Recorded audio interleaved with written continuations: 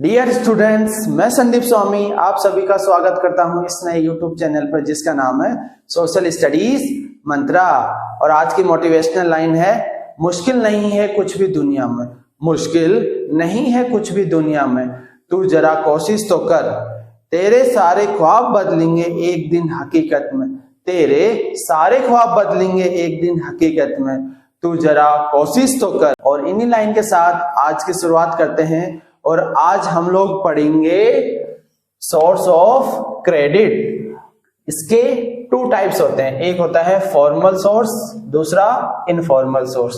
तो इस साइड हम लोग देखेंगे क्या क्या इसके बेसिस है और इन दोनों के बीच में डिफरेंस पढ़ेंगे। तो सबसे पहला बेस हम लोग देखेंगे इंक्लूड्स, इसमें क्या क्या इंक्लूड्स होता है।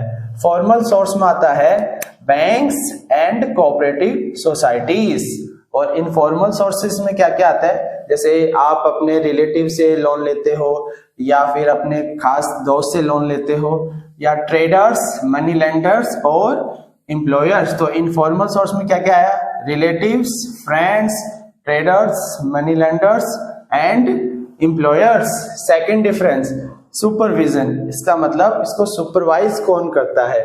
फॉर्मल सोर्स को सुपरवाइज करता है RBI by Reserve Bank of India, और इनफॉर्मल सोर्स में कोई भी ऑर्गेनाइजेशन नहीं है, no organisation to supervise informal source.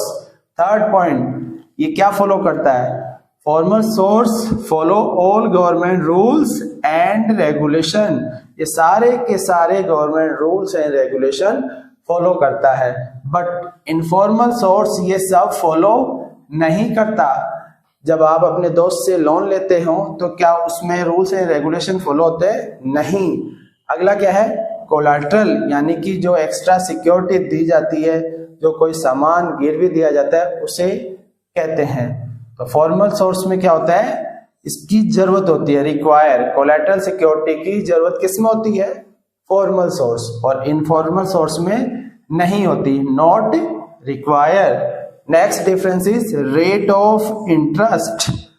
तो देखो फॉर्मल सोर्स में क्या होता है कि बैंक हमेशा lower rate of interest charge करते हैं और ये इंटरेस्ट फिक्स होता है। बट इनफॉर्मल सोर्स में जो रेट ऑफ इंटरेस्ट होता है वो हमेशा हाई होता है, they charge higher rate of interest, और ये फिक्स भी नहीं होता, ये पर्सन टू पर्सन वेरी करता है। Next point is documents. Formal source में हमें मोर डॉक्यूमेंट चाहिए होते हैं और इसमें बहुत सारी फॉर्मेलिटीज होती है। बट इनफॉर्मल सोर्स में क्या होता है, less documents and very less formalities. इसमें कम डॉक्यूमेंट्स की हमें जरूरत होती है या कई बार डॉक्यूमेंट्स की जरूरत नहीं होती।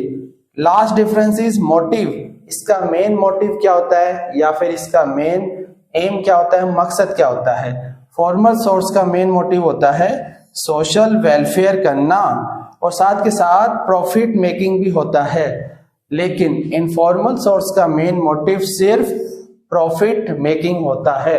तो हमने क्या देखा, difference between formal source and informal source. तो दोबारा से देख लेते हैं, इसमें क्या क्या इंक्लूड्स होता है फॉर्मल में, बैंक, कोऑपरेटिव सोसाइटीज। इनफॉर्मल में क्या क्या आता है, relative, friends, traders, money lenders and employers. और सुपरविजन कौन करता है इसको, आरबीआई। इसको कौन करता है, कोई भी ऑर्गेनाइजेशन नहीं है। Next, follow, it follows government rules and regulation, और ये इनफॉर्मल सोर्स नहीं फॉलो करता। चौथा, कोलैटरल किस में जरूरत होती है, फॉर्मल सोर्स में रिक्वायर होती है, इनफॉर्मल में नहीं होती। रेट ऑफ इंटरेस्ट, इसमें lower rate of interest charge किया जाता है और ये फिक्स होता है, इसमें higher rate of interest charge किया जाता है, but this is not fix. Document, formal source में हमें ज्यादा डॉक्यूमेंट्स की जरूरत होती है और फॉर्मेलिटी भी ज्यादा होती है, और इनफॉर्मल में लेस डॉक्यूमेंट चाहिए होते हैं। लास्ट डिफरेंस, मोटिव क्या होता है फॉर्मल का, सोशल वेलफेयर करना और प्रॉफिट कमाना, बट इनफॉर्मल का क्या होता है, सिर्फ प्रॉफिट कमाना। अब अगला टॉपिक देखते हैं। अगला टॉपिक देखते हैं, what are the role and function of RBI, यानी कि आरबीआई के क्या क्या फंक्शन है। पहला फंक्शन क्या होता है, सुपरवाइज करने का काम। तो आरबीआई क्या सुपरवाइज करता है, formal source of loan. Second function क्या होता है, टू मॉनिटर, क्या मॉनिटर करना कि बैंक मेंटेन कैश बैलेंस, कि जो भी बैंक है कि प्रॉपर कैश बैलेंस मेंटेन कर रहे हैं या नहीं कर रहे। सभी बैंक को लगभग 15% कैश बैलेंस मेंटेन करना पड़ता है। वो ऐसा क्यों करते हैं? ताकि कोई भी जो बैंक में आता है कैश विड्रॉ करवाने के लिए उनको कैश प्रोवाइड करवाया जा सके। थर्ड फंक्शन क्या है? To see that bank give loan not just to profit making, कि ये देखना कि कहीं ऐसा तो नहीं कि बैंक सारा का सारा पैसा बड़े बिजनेसमैन को ही दे रहा है। तो आरबीआई ये चेक करता है कि कुछ पैसा स्मॉल बोरोवर्स को भी मिले, ऐसा नहीं कि बैंक सारा पैसा बड़े बिजनेसमैन को दे दे। लास्ट फंक्शन क्या है कि जो अदर्स बैंक होते हैं वो इंफॉर्मेशन सबमिट करवाते हैं, किसको करते हैं? आरबीआई को। और इसमें क्या क्या इंफॉर्मेशन होता है कि वो कितना लोन प्रोवाइड करवा रहे हैं, किस रेट पे करवा रहे हैं, एट व्हाट इंटरेस्ट रेट, और टू होम किसको प्रोवाइड करवा रहे हैं। तो अभी हमने क्या देखा?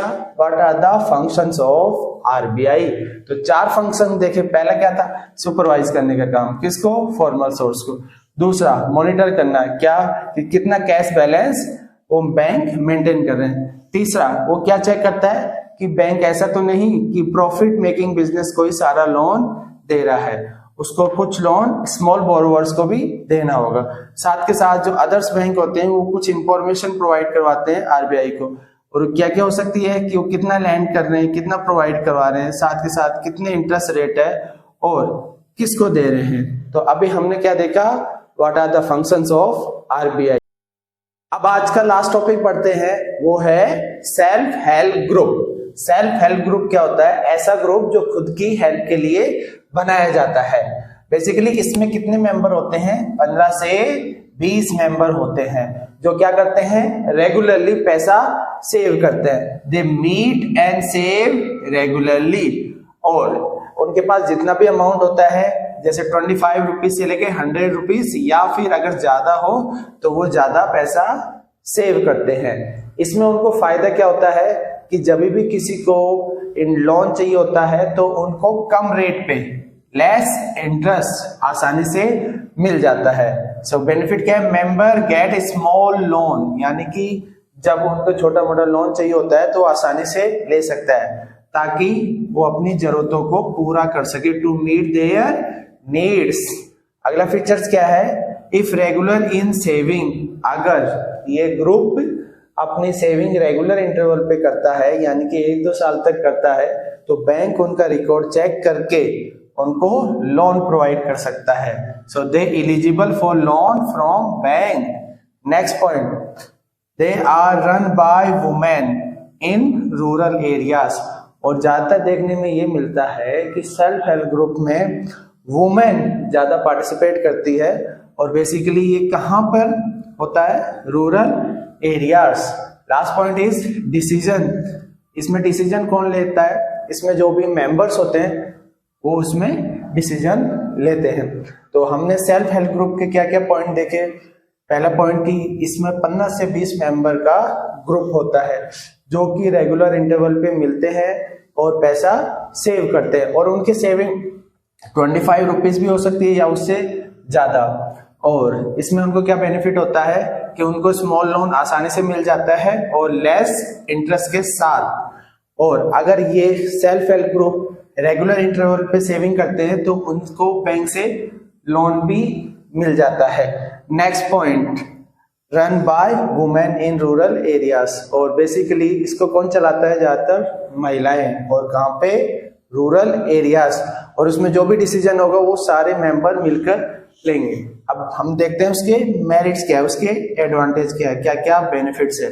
सो इट हेल्प्स बोरोवर्स, ये बोरोवर की मदद करता है किसमें? To overcome lack of collateral. इसका मतलब ये होता है कि बोरोवर्स को या फिर इसके जो मेंबर्स होते हैं उनको कोलेट्रल यानी कुछ एक्स्ट्रा सिक्योरिटी देने की जरूरत नहीं होती, उनको आसानी से लोन मिल जाता है।